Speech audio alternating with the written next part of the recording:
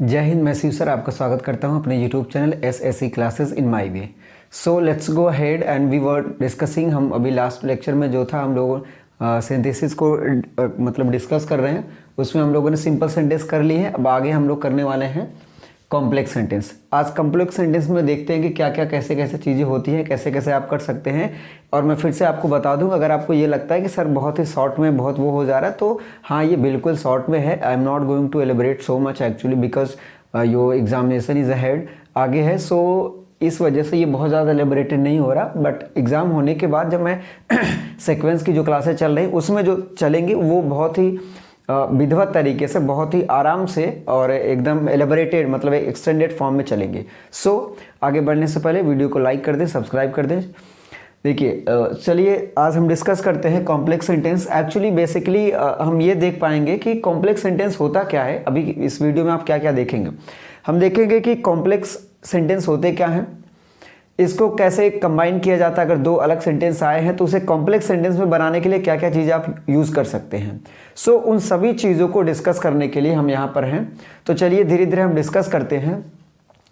तो देखने वाली बात यह है कि पहला जो पॉइंट है ये है कॉम्प्लेक्स सेंटेंस। इसमें क्या क्या चीज़ें आपको मिलेंगी, मतलब what type of sentence can be called a complex sentence. किस तरीके का सेंटेंस, कैसा सेंटेंस अगर हो तो उसे आप क्या कह सकते हैं, कॉम्प्लेक्स सेंटेंस।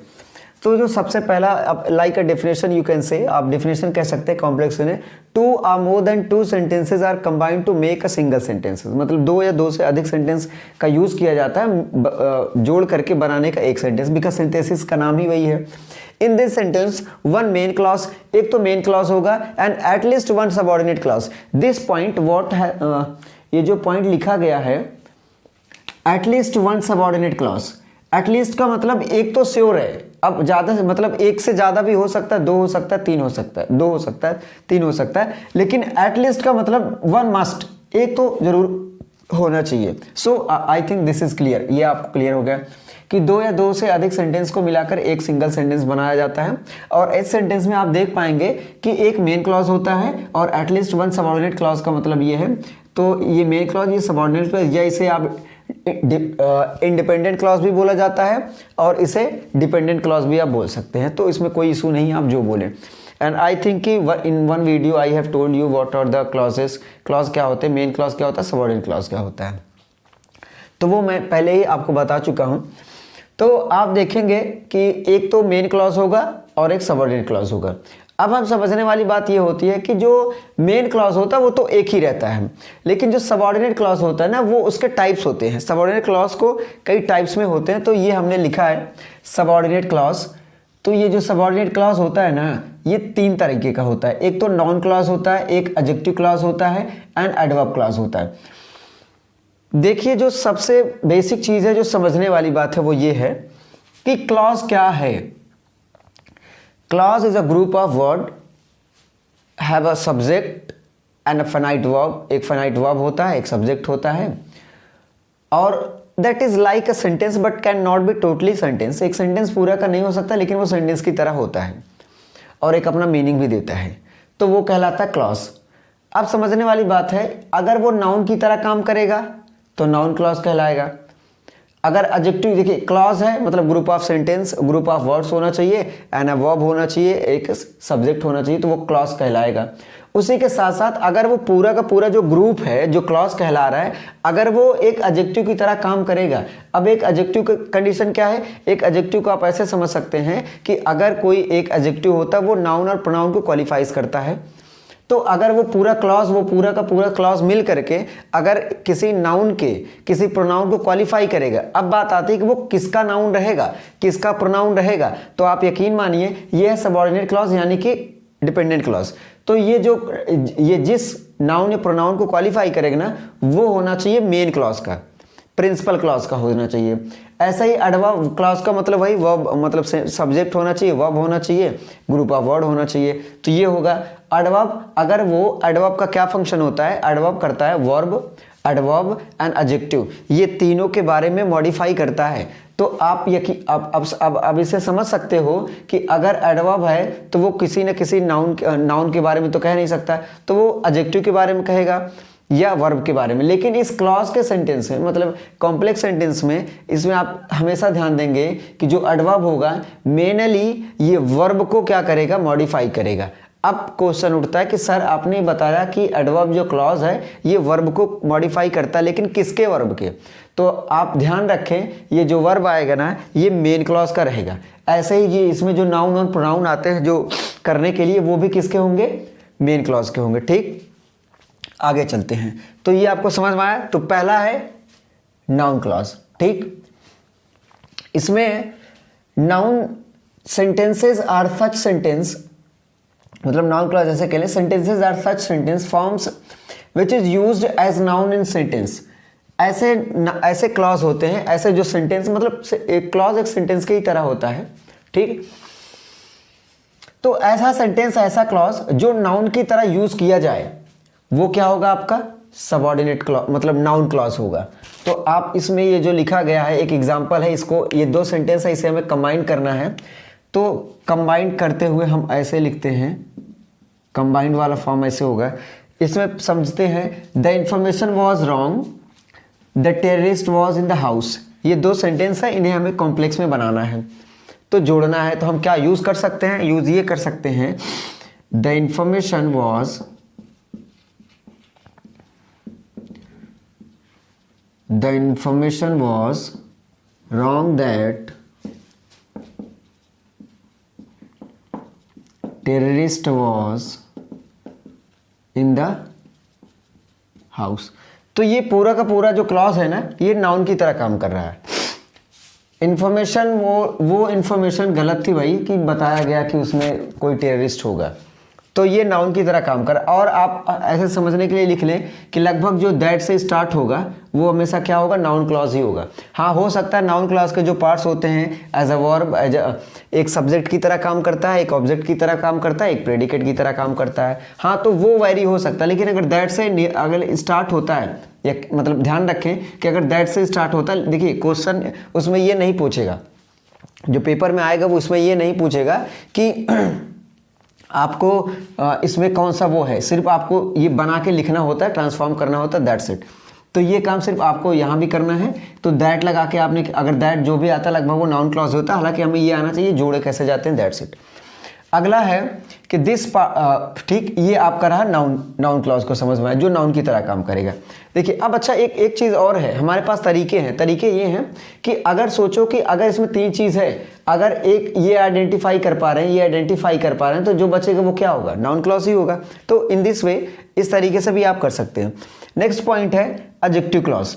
एडजेक्टिव क्लॉज को समझने के लिए इसमें लिखा गया दिस पार्ट ऑफ सेंटेंस, ये सेंटेंस का वो पार्ट होता है दैट क्वालिफाइज, जो क्वालिफाई करता है नाउन और pronoun of a principal clause. जो प्रिंसिपल क्लॉज होता है, जो प्रिंसिपल सेंटेंस होता है, उसके नाउन के बारे में या प्रोनाउन के बारे में क्या बताता है, ये बताता है। तो ये एक सेंटेंस है, he gifted me a pen, I have lost it. तो इसको हम जब लिखेंगे तो ऐसे लिखेंगे, I have lost the pen, I have lost the pen which he gifted me। ठीक, which he gifted me। ठीक है, तो ये चीजें हैं। अब देखिए, अब कह रहे आप कहेंगे सर आप जल्दी जल्दी, तो देखिए आप समझिए, he gifted me a pen, ठीक है, एक पेन। अब इसमें एक तो ये प्रोनाउन है, ये प्रोनाउन है, और ये नाउन है। आई बात समझ में? इसको समझते हैं, ये प्रोनाउन है और ये भी प्रोनाउन है। अब ये जो प्रोनाउन है, ये प्रोनाउन किसके लिए यूज हुआ पता है आपको? ये पेन के लिए। किसके लिए यूज हुआ है? पेन के लिए यूज हुआ है। अब अगर ये प्रोनाउन इसके लिए यूज किया गया है तो हमने क्या किया यहाँ पर, अब ये क्या है, पेन है, वो ही पेन, कौन सा पेन, वो पेन, तो इसलिए हमने द लगाया। तो हमने I have lost the pen, हमने वो पेन खोज दिया, इट की जगह पर हमने लगा दिया द पेन। कौन, उसी पेन की बात सुन, विच। तो जैसा कि हमने सिंटैक्स में आपको बताया भी था कि जब कभी भी कोई भी रिलेटिव प्रोनाउन आता है तो वो उसके एंटीसेडेंट के बाद ही लिखा जाता है। तो ये है विच, ये नाउन को दिखा रहा है कि विच ही गिफ्टेड मी। अब बताओ आप, ये रहा आपका प्रिंसिपल क्लॉज और ये बता रहा है इसके नाउन के बारे में। तो ये पूरा का पूरा क्लॉज क्या हुआ? Adjective clause. आई बात समझ में?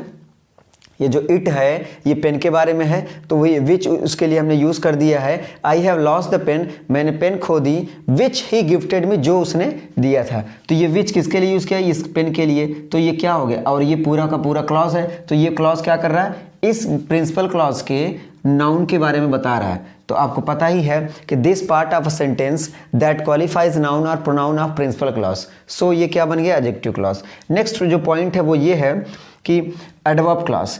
अब आपको पता है एडवर्ब क्लॉज क्या होता है, this qualifies mainly verb of the principal clause. ये जो एडवर्ब, आपको पता है कि एडवर्ब क्या क्या करता है। देखिए, एक तो वर्ब को क्वालिफाई मॉडिफाई करता है, ठीक, और उसके बाद क्या करता है कि एडजेक्टिव के बारे में भी बताता है, और खुद एडवर्ब के बारे में भी ये मॉडिफाई करता है। लेकिन यहाँ पर जो क्लॉज के संदर्भ में समझने के लिए आप इतना याद रखें, ये मेनली स्पेशली वर्ब को ही डिफाइन करेगा, वर्ब को ही मॉडिफाई करेगा, और किसके, प्रिंसिपल क्लॉज के। तो यहाँ पर देखिए, work hard otherwise you will fail. तो यहाँ पर जो सेंटेंस बनेगा हम ऐसे लिखेंगे, वर्क हार्ड लेस्ट